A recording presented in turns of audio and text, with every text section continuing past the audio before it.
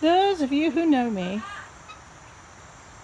understand that this is a really awesome way for me to start the day.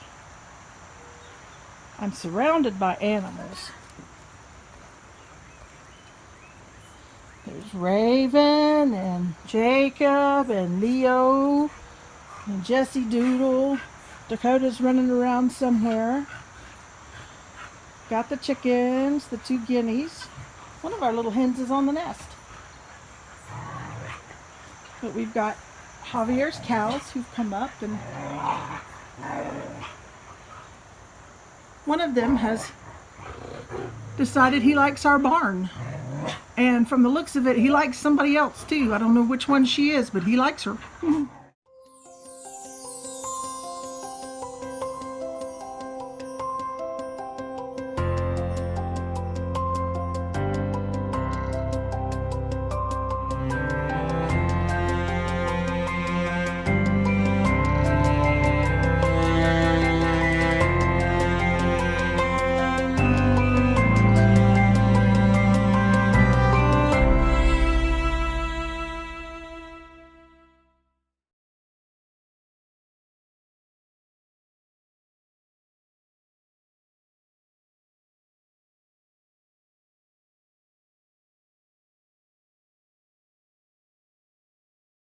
Isn't he a beautiful cow? I mean, these cows are just gorgeous. Javier takes such good care of them too. It's a beautiful day. I mean, just look at that field. That's ours. That's our pasture. That's the fence that Michelle put up. And we're working on having a lawn here, a yard. Looks really nice. We're getting there with it. There's Coyote Dog down by the road. Coyote Dog. His coat camouflages him well. Woo! Wiley, Coyote Dog. You see him going there? There he goes. He spent the night in with us. And he came out and he let himself out of the fence. I've kind of found out how he's doing it. He's like swimming under the fence, like literally. Molly was up in that tree right there yelling for her friend Esther, who's somewhere over there down at the river. Wally may have flown away. Nope. I see her. Okay, let's see if I can zoom in on her here. She's between the banana leaves. You can just see that little green head sitting there in a patch of sunshine. Hey, Lolly, you looking for Esther? Let it never be said we cage our birds. They fly all over this valley. Esther is so far away that we can barely hear her. She's over there in that forest under the canopy. She will come back. She does come back. She does this. She flies away and she returns. We've got plans of doing a campground down here. The campground is going to be down on that lower end, not in the flood zone by the creek where all the, see that tall stuff, that's wild ginger. It's not going to be there. It's going to be more up that way and across the other creek, which you can't really see from here. But we have a friend coming from the US. He's going to buy property here. He's buying our bus, which is not here at the moment. You see the bus is gone. It's at a neighbor's house for various reasons, but Corky's buying the bus. He's going to live in it. He's going to buy some property nearby, and he and I and Michelle are going to do a campground down here on the river. We'll start with wild camping. We'll work up from there. As we get a little money bank rolled up, we'll build, RV sites and things like that, and maybe some cabinas. It's going to have things like bathrooms and showers. It's going to be nice. It's going to be something that Michelle and I have wanted to do for a long time, but now Corky's coming in, and I think his energy is going to be just what we need. He is also another YouTuber. If you like stacking, if you like metals, gold, silver, you need to check out his channel. It's Historic Metals. I'll put a link in the description. There is another bird up in that tree. I don't know if you can see it. It's a smaller bird. Oh, there it goes. There it goes flying. I don't know what that was. The fence has been a genuine lifesaver. This Lolly, she hears Esther over there somewhere. I wish I could get it when Esther flies back. That would be amazing. Anyway, about a week before we started putting up the fence, maybe we'd started it, I can't remember exactly, Dakota went out in the road and was hit by a motorcycle. And it was bad. He was hit in the head. I'm going to just put the video on these cows for now. He was hit in the head, and he was unconscious in the road when I got down there. I heard him screaming, and then he went silent, and he was unconscious in the road. I thought he was dead. I mean, just all the trauma from rescue and everything came back to me. I was having a real PTSD moment. And he started moving his legs before I could get to him. But I didn't know if it was agonal. I didn't know what was going on. I got there and he was slowly starting to come around. He crawled off in the ditch. I had to carry him home. It was drama. It was bad. And he had a serious head injury. We treated him for it. You can probably see the asymmetry from one side of his head to the other. The left ear is up, the right ear is down, and we think he's blind in his right eye. He fractured his skull in that motorcycle accident, and we think there's probably nerve damage. He may never get that back, and that's okay, as long as he's happy. He's a good boy. And I swear, not 2 weeks later, he came outside and licked a freaking cane toad. And for those of you who are not familiar with cane toads, I'll put a photo of one in this video when I'm in post-production. They're huge. And they are one of the deadliest animals in Costa Rica. I mean, it's a very powerful poison. And he went into seizures. At first, we didn't really realize what was going on, but just kind of my knee-jerk reaction, I washed his mouth out. I hosed his mouth for like 15 minutes. I made him drink some milk in case he'd gotten any swallowed down. It's absorbed through the mucous membranes more so than it. I mean, they can swallow the toad, but it just goes through the mucous membranes. He was seized for 24 hours. And this is Costa Rica. You don't have emergency veterinary clinics, you know, just right up the road. Yeah, if there's any, they're in San Jose, and that's 6 hours from us. So we got him through it, but he's seized for 24 hours straight. I did get him to a veterinarian. It's a veterinarian that does the spay-neuter clinics. He comes into Miravalles, and he was coming like the next day or the day after. And I got him in, and he checked Dakota really good, made sure there was no lingering cardiac issues. He filled him full of medications to protect his liver and all kind of stuff, you know, to boost him up. And Dakota survived. Rarely does a dog survive a cane toad, especially if they have gotten enough of the poison in them to be having seizures like Dakota was. Okay. Dakota loves to chase the chickens. He has not hurt any. We have not lost a chicken, but he loves to make them squawk. And that's good, because what I'm about to tell you is that for months after that, Dakota didn't know who he was. He had no memory. He didn't know who he was. He didn't even know he was a dog. I have never seen such a radical personality change in a dog. He didn't know us. He was afraid of his own shadow. He would just run laps. We couldn't even keep him inside. He's house trained, but he forgot all about that. And he would just mess up the bus. We had to put him out of the bus. Had to, because he'd mess up a crate. He'd mess up the bus. We have the, you know, by then we had the fenced yard, so we put him outside. He was safe, as long as he didn't lick another cane toad. We removed all the cane toads that we could find. But he would just run. You can see down there in the corner of the yard where there's like dirt. That's part of the path that he would jump the creek and run circles around the fence and just, I mean, he was crazy. I mean, I thought we were going to lose him. He would lay down and go to sleep in positions that looked like he was dead. I mean, it was the strangest thing. I guess just anoxic brain injury from the seizures, the non-ending seizures that he had. Well, he is starting to recover now, and he is more like Dakota. I do believe he's remembered who he is. He remembers who we are. He remembers that he loves to chase chickens. He killed a guinea once, way back when he was first in Costa Rica, and he sensed our disapproval, and he got after one of our guineas once, but he didn't kill it. There's a cow. Isn't that beautiful? I mean, look at that field. I'm sorry. I can't get over. There's vultures in that tree. Dead tree, which is gorgeous anyway to me, dead or alive. Look at all that.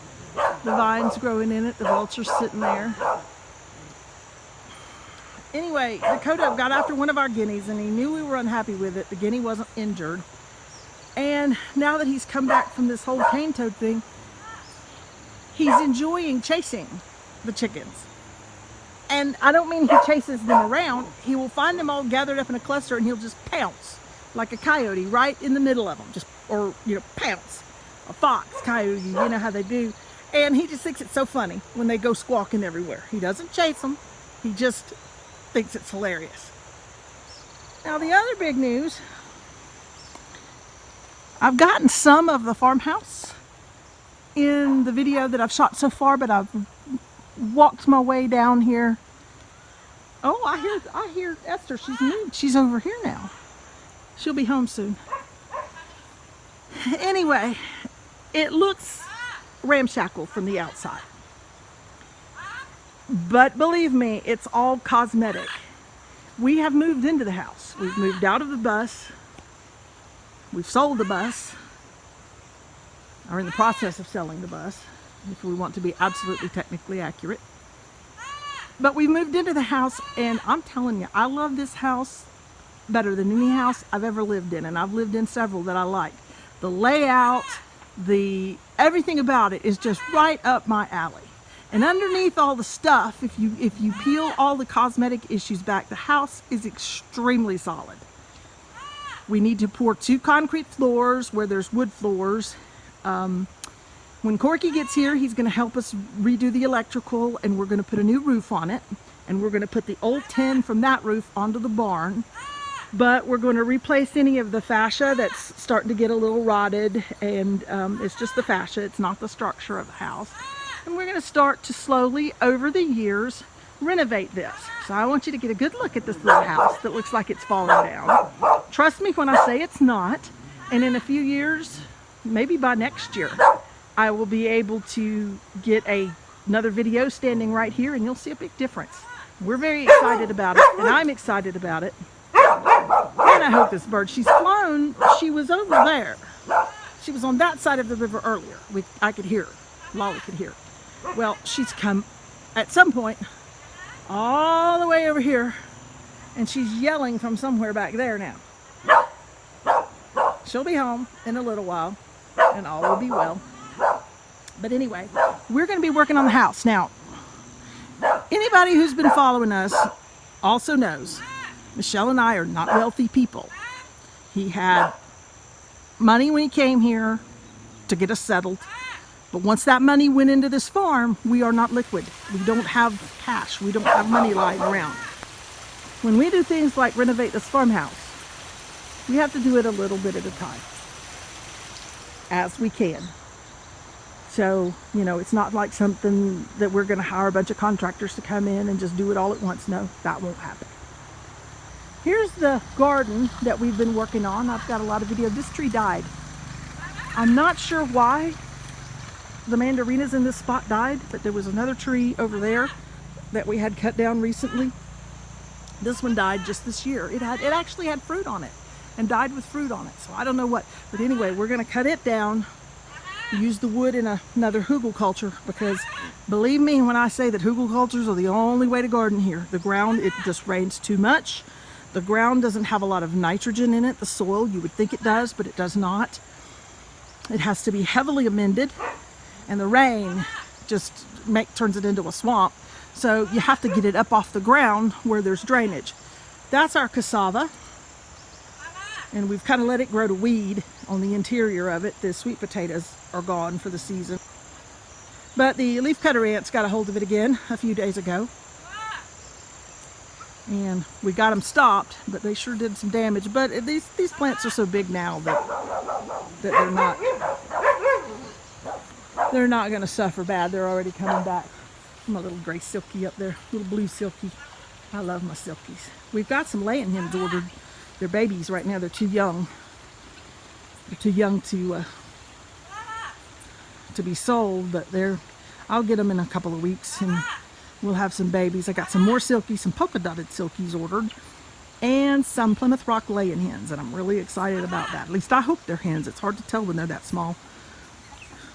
Just have to trust. I'm not going to kill the roosters. I don't know what I'll do with them. But anyway, this is my curcumin, guys. This is my curcumin spot, and I'm going to split it up and make it even bigger. This is not enough curcumin to keep me in curcumin. So I'm going to have to expand it and make it bigger and grow more curcumin for next year. And look how pretty that is. And then, of course, the pineapples. There's pineapples flourishing right in there. And little chickens. And they're keeping the bugs out. Chickens and guineas. I just love it. I absolutely love it. God, those dogs stopped barking, but now we got a parrot yelling. And then this is the hugelkultur. I've had it in several videos before. I showed it from when it was just a pile of sticks. Well, now it's been built up enough that we've got it covered in lettuce. And we've got some romaine, some salad bowl, and some emerald leaf something. We had kale planted there, but I believe the leafcutter ants got it. And we have some broccoli and spinach experiments, some root crops. We have a few radishes and beets that I planted there just as a test. And of course, they're not going to do in this dirt either. We're going to have to do something else for them. But that's how you learn. That is a selection of the pink Zebrina that my friend Susan from Pensacola, Florida helped me get. We won't go into detail about that, but Susan, if you're watching, and I hope you are, I'm going to send you a link. It's not all of it. I've got several little stands of this growing around, but this is just one stand of the Zebrina that brews pink tea. I am so happy. My friend Jorge from Cartago, many months ago, a couple of years ago actually, gave me some of this purple oxalis that was growing in his yard. And this is the latest place that I have put it. I'm trying to grow it. It's edible. It has a nice tart, sour flavor. And I've also got me some lemon balm growing down in there, and it's doing pretty well there. So trial and error. I'm learning what grows where and how and all of that. My little garden down there didn't do anything except for that's chayote. They're a type of something. I don't know. They're really good. We eat a lot of chayote. They're kind of like a cross between a pear and a potato. I don't know. But they grow on a vine, and that's the chayote vine. It hasn't got anything on it yet. But anyway, that is going to have to become a hugelkultur. We're going to use the dead mandarina tree. Oh, she's closer. She's right here in this tree now. Oh, cool. You can hear her now. I'll walk back over there. She's come home. Hey, Esther. But anyway, we're going to turn that into a hugelkultur. I had turnips and onions and beans planted there and a squash. Every single thing died. It's just too wet. The soil's not good for it. So we're going to scrap that and put in a hugelkultur. That's going to be work soon. You can see out by the road all of the little Madeira Negra tree fence post trees. We're pruning them to grow horizontal. It's something I saw in Europe. I'm so glad that's okay home while I'm videoing this. That's so cool. But anyway, we're going to prune them horizontal to make like a solid top on the fence. We're not going to let them grow up into the power lines again. And kind of ironically, we planted the coconut palms that I've been dragging around for 3 years. We planted those on the fence row, but they're going to grow really slowly here. They're not going to get to be tall trees quickly, and I'm probably not going to let them get to be tall trees. I planted them there because for several years they're going to bush out and kill all the grass that is hard to cut on that road bank there. So anyway, that's that. Let's go see if we can find Esther. This is so cool that she came while I was videoing this. There's the guineas. Because this way I can prove to her, to the people who we got her from, that we are taking care of her, and by releasing her, we're not being irresponsible. We're actually being more humane than keeping her in a cage, because she knows where to come to get food. Go over here. I know you'll be able to hear her even if you don't see her. She may be close enough to see. Lolly doesn't usually fly out big distances. She has once or twice, but she gets very afraid and she likes to stay close to home. Where is she?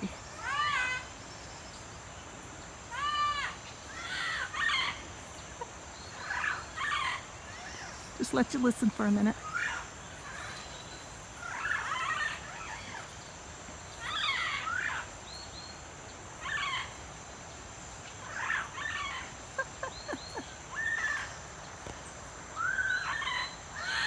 Esther? That's Esther screaming. That's Lolly laughing. She's in that bigger tree down there. I don't think I'm going to be able to get her. But I mean, Lord, if you can't hear her.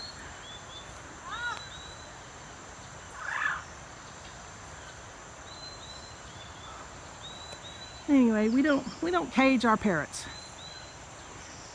They're from this country, and they can survive here, and they know how to they know how to exist, they know how to avoid predators. And Esther's been out all night. Well, so has Lolly. They both spent the night out last night. Esther flew away. Lolly doesn't like to go far. Lolly is much older, I think, than Esther. Esther's young and is building muscles in her wings. She's very mobile, but Lolly's not. And Lolly is starting to get enough sense to not follow Esther off on her escapades. I would love, love, love to have a setup by the time we get the campground going, where we've got birds coming in, the toucan that's been coming around, the oropendulas. She may have just flown down. I saw something fly, but no, she's still there. The oropendulas and the toucan and the parrots that live around, and get them to where they're coming in for food, but I've got to do it where they're safe from the cats. So I thought about, in the middle of one of the lakes we're going to build, do a bird feeding station. Let them come in and eat without any danger. The cats aren't going to cross the lake to get them. I have seen a cat kill a toucan before. I was very traumatized by this. So we're not going to take any chances. But anyway, Esther's there. She's close enough to the house that she'll be able to come on in. That's about it for this update. And I'm going to do a little post-production editing on this, but not a whole lot. It's going to be a rough cut video. But I'm just glad I was able to get something out here for everybody. It's been a long 6 months since we posted anything.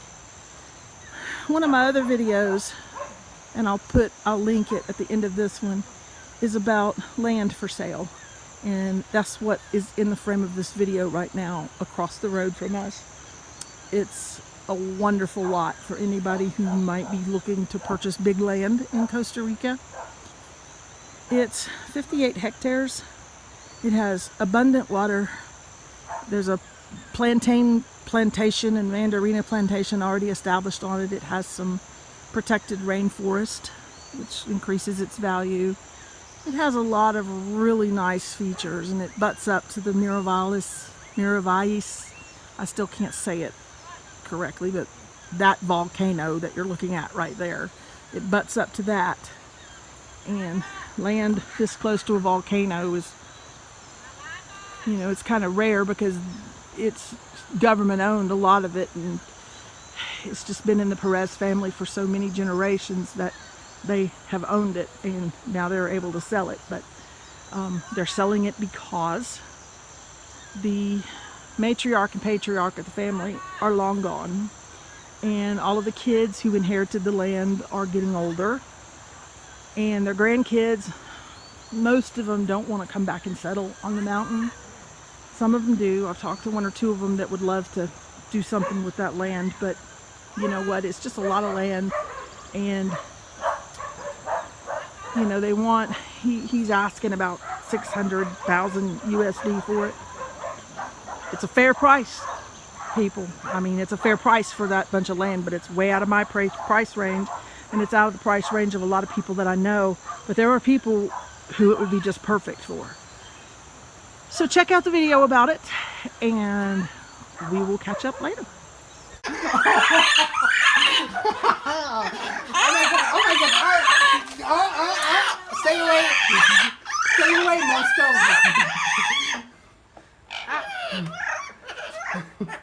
Oh my goodness. I'm coming over. Oh, this is definitely. Oh my. Oh my goodness. Oh!